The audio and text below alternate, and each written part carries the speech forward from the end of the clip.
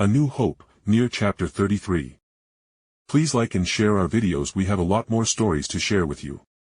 I awoke back to the soft lights I had set up so many years back in my bunker, and I could only groan as the knot in the back of my head announced its presence. "Jake, are you alright?" 9S asked me as she hurriedly sat down on my bed beside me, obviously scared about how hurt I was and didn't know whether she could hug me or something. "I will be fine, Nines. I probably got a concussion or something when my head hit that wall." I propped myself up a little higher and even snagged another nearby pillow in order to prop myself up higher. "Nines, come here, I am feeling cold, so just rest your head on my chest." I offered, and 9S's smile was blinding as she slithered into my bed and gently laid her head on my chest. While I petted 9S's hair, I tried to replay that battle and think of any ways I could have done better, and I had a couple of thoughts already, like if I, instead of trying to fight that monster of a machine in close quarters, I should have just taken the androids to the top of the skyscraper and just rained down magic down the skylight for a while, and then maybe went down to retrieve a sample of whatever it was between it making new bodies. But then again, with the weird magic it was coming up with on the fly, I wouldn't be surprised if it would develop some method of flight, so maybe us disengaging before we pressured it into further evolving is for the best. "We were all really worried about you," 9S muttered, and I could only pale at the thought of a 2's reaction to my limp body from being brought back here. "Did the twins already check on me?" I asked, hoping that 9S had already heard any diagnosis they may have made. Before my snuggle buddy could answer, I heard the bunker door grinding open and the twins arguing with Commander White. "No, we will not move Jake to whatever little forward operating base you guys set up threw up in the last 12 hours, he needs to remain in one place and not be jostled around, as he has suffered cranial trauma, and being jostled around could result in more serious effects forming," Devola said in a no-nonsense tone. "In any case, this bunker is in no way fortified enough to protect Jake."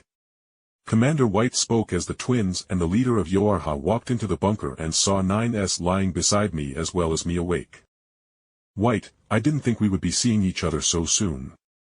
I looked back at my twin androids, and I could tell they were torn between throttling me and smothering me in tight hugs, so I went for the obvious option. "Devola, Popula, this blanket is too thin, could you both hug my side while White keeps my chest warm?" I said with zero shame, and they all rolled their eyes before the twins' eyes sharpened as they glared at me. "And where do you get off getting hurt with neither of us being around, huh?" Devola asked, folding her arms over her chest and giving me the stink eye. I could only shrug, making 9S whimper at me, moving her and breaking the airtight seal she had made with her ear as she listened to my heartbeat with all her processing power. It was a weird machine, android thing, and I got hit by one of the blast waves of masso magic it was sending around like it was nothing. Honestly, unless I get comfortable with spatial magic or find a conceptual disintegration ability within my magic, I don't see myself being able to kill that monster unless he only has so many bodies it can create. White nodded to my words and sat down in one of the chairs next to my bed. "Yes, and it's a miracle you four made it out of that battle in the first place, as the building was brought down upon that machine as 2B carried you out of there." "Ah, so that explains how they managed to bring me out of the battle without the machine chasing them or something." "So White, has Yoarha decided to move down to Earth?" I asked, trying to just rip the metaphorical band-aid off. White blushed and broke eye contact as she coughed. "Ah yes, certain members of Yoarha have come to the realization that we need more boots on the ground, so to speak, so I as the leader decided to come here and set up a fortress to which supplies can be sent through the space elevator you advised us to research between the fortress and the space bunker." I could only stare at her blankly, as that recommendation was only stated a few days ago, unless I have been in a coma, and I know for a fact that isn't the case, as I hadn't had a chance to grow a decent stubble or anything, and none of the androids would even consider the idea of running a sharp blade up and down my throat, even if it was to help shave or anything, as they won't even help me cut my hair. "How the hell did you build a space elevator, and why haven't the machine destroyed it?"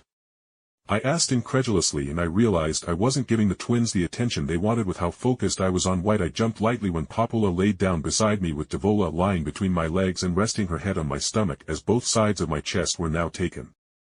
Commander White smiled proudly, obviously preening at how she and the other androids were able to surpass my expectations by far. "We already had the science for it figured out for centuries by ourselves and by the humans before. It was only you pointing out that the carbon nanotubes we already use in our clothes and armor could be used in the construction." I couldn't help but gasp at how everything basically fell into place, and I had to wonder how many other scientific marvels the androids have just spaced out on. Wait, is that why they are using swords and not some super fancy railgun or Spartan laser from Halo to easily blast holes into Goliaths?